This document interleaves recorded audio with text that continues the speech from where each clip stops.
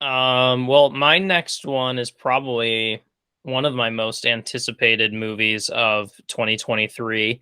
Something that could be awful and uh it's highly anticipated because it's a property I really care about, and I hope that it does good things for people getting into this particular property. I And think I have a I guess of yeah, what it is. there's not a whole lot to say about it because I had a whole section of an episode specifically dedicated to this movie coming out Yes, I think I March know what it is. 31st. March 31st, which is Dungeons and Dragons: Honor Among Thieves. The I would like there was another Dungeons and Dragons movie in like 2000 or something.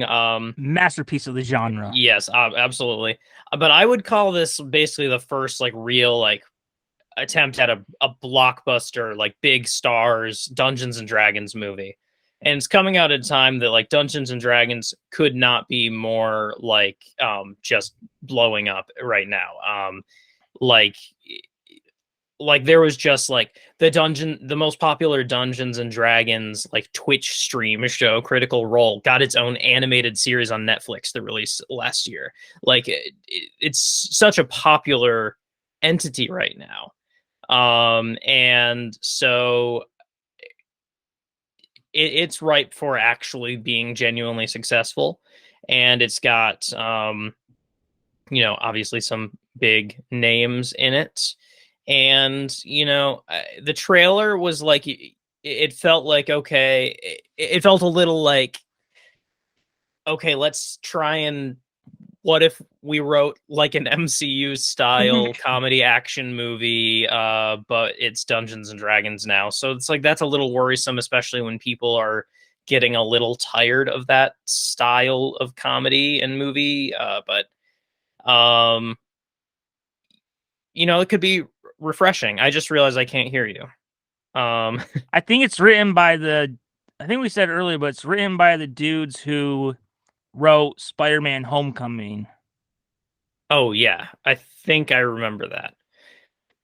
But yeah, there are definitely some Easter eggs for Dungeons and Dragons fans in this. I remember there being a gelatinous cube and stuff in the trailer. So, um, I like seeing I like they all have a specific like class and race or lineage from Dungeons and Dragons, like the I believe the main character is actually a bard. Um, and then there's like a druid and a barbarian, and it just really feels like a good D&D crew that a lot of people would if who like it's probably looks a lot like their D&D group if they play. Um, and yeah, I hope that they really I hope it's something that the writers and the people making it just had fun with, and we're like, we're gonna capture the spirit of D&D by just having fun with this and like creating a fantasy story. And if this is really good, I have to say it'll also be uh, like there's a lot of fantasy stuff coming out right now, and a lot of it isn't stuff that I'm into or liking necessarily. And it would be great, Game of Thrones. just not my thing. I have to say I am anticipating potentially really liking the Lord of the Rings series, but I'm too scared to watch it. You I haven't watched it? no, I'm too I'm too nervous.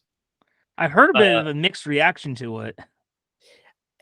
yeah, I mean, I guess it is, but I think it's less. Um, I think it's more positively received than I expected. Um, and a lot of people who I know who were worried about it because they're like diehards were like very pleasantly surprised in how good the story was, is what I've heard people say.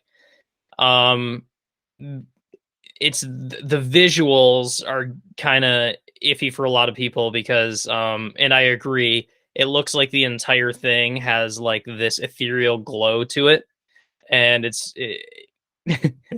like in the original like trilogy, um anytime they went to the elven city of Rivendell, there was sort of this ethereal glow because the elves were supposed to be like these like ethereal, perfect beings. And so when they went there, it felt a little otherworldly. This series looks like the whole thing is that. um, which is maybe a little too much, but that's the only like complaint I've heard from people that I whose opinion I respect. But I'm That's still just important to put a little asterisk by it. Just yeah, like these aren't just randos; these are people I respect. yeah. So I'm just nervous. I'll eventually get to it. But that potentially being something I really like, and also this are like the only potential like my kind of fantasy things out there right now. So yeah, yeah, that's all I'll say on that. Dungeons and Dragons: Honor Among Thieves coming March 31st. Oh yes, maybe it will be good, but there's no way it can compete with my favorite Dungeons and Dragons movie, starring Of Tom course. Hanks, Mazes and Monsters, the Oh, of cinematic course. classic. The cinematic classic where they taught us Dungeons and Dragons bad. It's responsible for every horrible thing that's ever happened to humanity. World Yeah. hunger, World War II, just everything. Yeah. I love that though, because like I don't know if you know, I learned recently that the like original story that kind of sparked a lot of that was from like a tragic story that happened to someone who was in, I believe, from Lansing.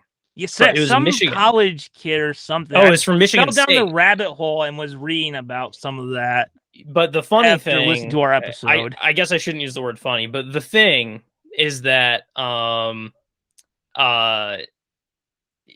basically that case and all other cases, it was like this person may have played Dungeons and Dragons.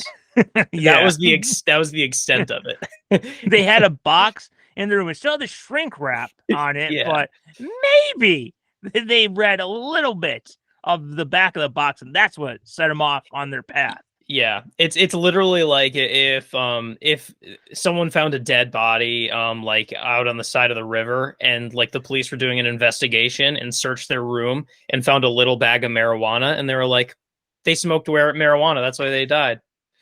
That's what killed them. Yeah.